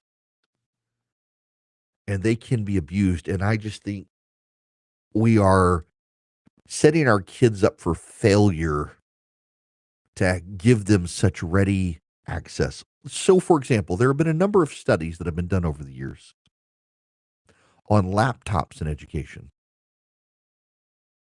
Did you know that there is pretty broad unanimity that kids who handwrite notes of a teacher's lecture in class actually perform better than kids who bring their laptop and type out the notes? There actually are a number of studies that show this. And one of the things people had thought was that it's the distractions on the computer, that kids get distracted on the computer even though they're taking out the notes. But there have been control studies done where they've given kids devices to take the notes and they've shut down every possible distraction. They've gotten rid of the clocks, they've gotten rid of notifications, they've gotten rid of email. It's just a note-taking digital app. And still the kids who handwrite the notes do better because I suspect that evolution, whatever you want to call it, biologically, somehow the note taking, the act of writing ties into your brain better than the act of typing. Technology is a great tool. I love technology. I have loved computers since I was in first grade. I to this day, I can remember I was in Sarah Brown's class in first grade, and they rolled in an Apple IIc. Not even an Apple IIe. At the time, it was an Apple II, maybe an Apple IIc. In fact, the monitor was like a TV screen. And I was mesmerized. By second grade, we were all using computers. By fourth grade, we had typing. Yeah, I took typing class in fourth grade. My team laughs at me on how abusive I am on computer keyboards. They can hear it. I am 200 words a minute. My wife and I are both very fast typers. I can type 200 words a minute. I can type so much faster than I can write. My handwriting at this point is almost illegible. I've been typing. Literally, I have been typing since I was in fourth grade. But I just think technology in schools in limited doses is good. But giving our kids cell phones, in addition to all the stuff, Amy Coney Barrett yesterday in the Supreme Court, that they had the Pornhub case from Texas requiring verifiable age ID checks for pornography websites. And it was very funny listening to Amy Coney Barrett and Brett Kavanaugh and Sam Alito talking about the content programs you can put on your computer, Covenant Eyes and the like, that you can put on so that your kids can access pornography. And Amy Coney Barrett literally says, as a mother of 7, I can assure you they are not as effective as an actual verifiable age verification system says you cannot tell me that the content monitoring is better. And Sam Alito chimed in and he says, when has any parent been as good at technology as their kids? When? Tell me, please. And the poor lawyer for TikTok or for Pornhub couldn't tell him. And Sam Alito, I wish you had the audio for it. He says, the guy starts talking about there's actually educational stuff on Pornhub. There's educational material on Pornhub, a pornography site I do not recommend you go to. And Sam Alito says, is it really like back in the day you could get a Playboy and there were essays by Gore Vidal and William F. Buckley? And I don't know that the Pornhub lawyer even knew who he was talking about. The access to pornography, the access to the reels, the access to TikTok, the access to things that just distract kids from basic attention. It's on the rise. The inability of kids to muster thoughts and keep attention span is on the rise. I fully support the idea of banning cell phones in schools. And you know, one of the side angles that the people who want cell phones in schools say, what about the school shooting? Don't you want the child to be able to tell their parents, I love you, before they die? What a sick, morbid thought to go to try to say, let's keep phones in schools. Why does a kid need a cell phone in school? Why does an elementary kid need a cell phone in period? I have no idea why anyone in an elementary school thinks that a second grader needs a cell phone. And yet you got people out there saying, we can't deprive our children of phones. Yes, you can. We live in a society where no one wants to tell their kids no anymore. Tell your child no. You're spoiling your child.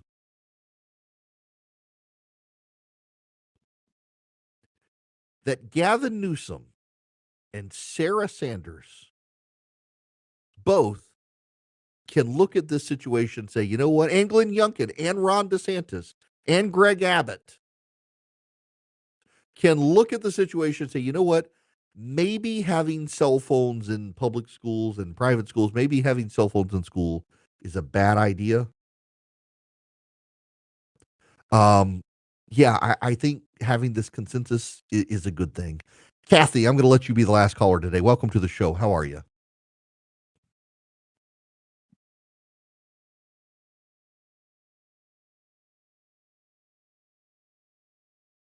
Excellent.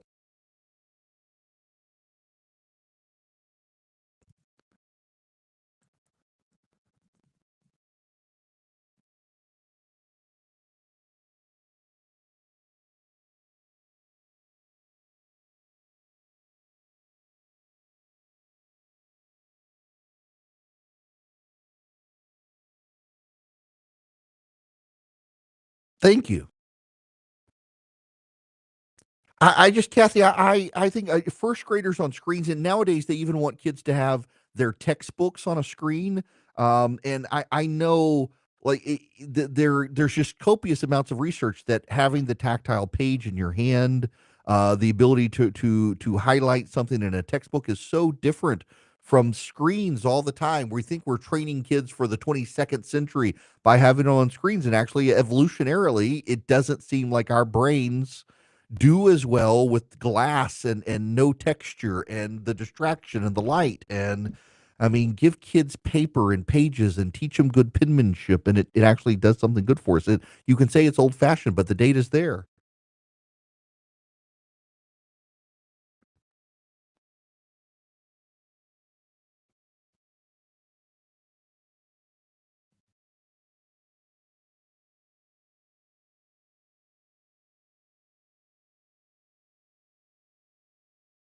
Mm-hmm.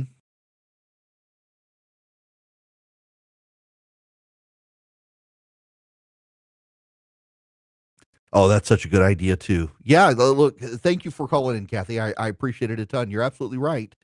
There's so much that can be done out there to boost learning, and if we can get rid of the distractions of cell phones and actually force kids to, I don't know, make eye contact and talk to each other, it'd be a good thing.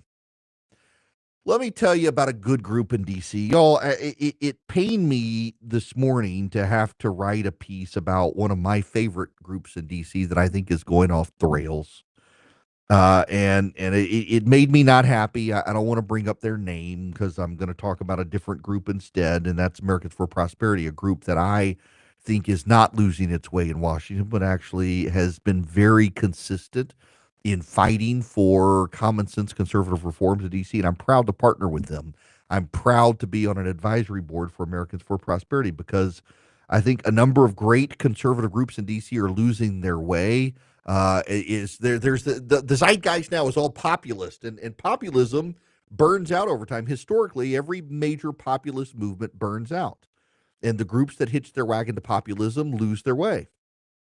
Americans for Prosperity, I'm not worried about them losing their way because they're convictionally conservative and have been, and they haven't changed. In the ebbs and flows of conservatism in D.C., Americans for Prosperity has stayed constant. That's why I like them, and I hope you might consider checking them out and join them. Just go to americansforprosperity.org today. You can sign up with AFP. They have chapters in every state, and they would love to have you involved in your state. They will make you a more effective conservative activist. They'll make you more informed. They'll just make you better as someone who can articulate common sense conservative solutions for families, for small businesses, for free markets, for schools. Go to americansforprosperity.org. Sign up with AFP. Become a member. Become more informed. Become a committed activist for common sense conservative solutions around the country. Americansforprosperity.org. Check them out today. Sign up. Be a part of your local chapter. And I may be involved in giving a speech or participating in an event. I'll be doing an event for them next week, as a matter of fact. Americansforprosperity.org.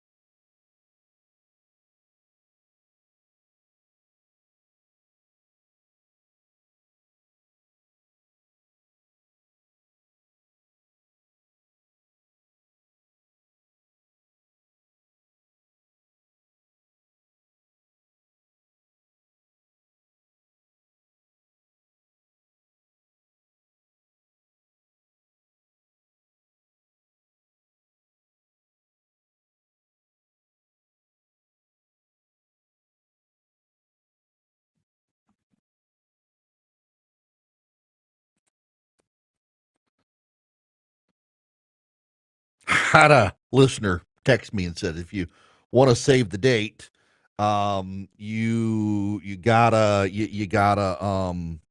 tell us, you gotta give us a sample of what you're gonna say, so I know what I'm getting. I this is called the Not Safe for Radio show because none of these stories are safe for me to say on radio. So no, you get no sample. You just have to trust me that I have fantastic stories that are inappropriate for radio discussion. But if you put July 12th on your calendar, save the date. We're going to work on seating and tickets, and I've got some longtime friends of mine that I want to invite. So the thing is, my wife will be there. Do you know I've been doing this Red State, the Resurgent, CNN, Fox Radio since 2004. Only once that I can think of, maybe twice, has my wife been in the room while I've given a speech on stage. My wife really doesn't like crowds. And, after COVID and everything and sickness and stuff, she doesn't like to get out in public with crowds. And so I've never had the opportunity to do one of these. She's never been able to come to a gathering because of school with kids and stuff. And so I wanted to do it during the summer so my wife and kids could be there. And because I have a lot of friends who are friends of mine that my wife's never met, and she hears the stories about them. And she hasn't been able to meet them. We rarely are able to do things because we live about an hour and a half south of the station. And so a lot of the people I hang out with, my wife hears stories, but doesn't really get to meet them and their wives. So it's a night for me to be able to hang out with good friends who I'm going to invite and then sell tickets to listeners who want to come hang out and hear the Not Safe for Radio stories and just have a good time with people. So if you want to put it on your calendar, July 12th, I will tell you when we make ticket sales available. Some of you get invited, and it's going to be a fun night. But yeah, I can't give you a sample on radio of what I'm going to say because they are not safe for radio stories, but it'll be a great night. I'm looking forward to doing it with you. I will talk to you guys tomorrow. It'll be an open line Friday. See y'all then.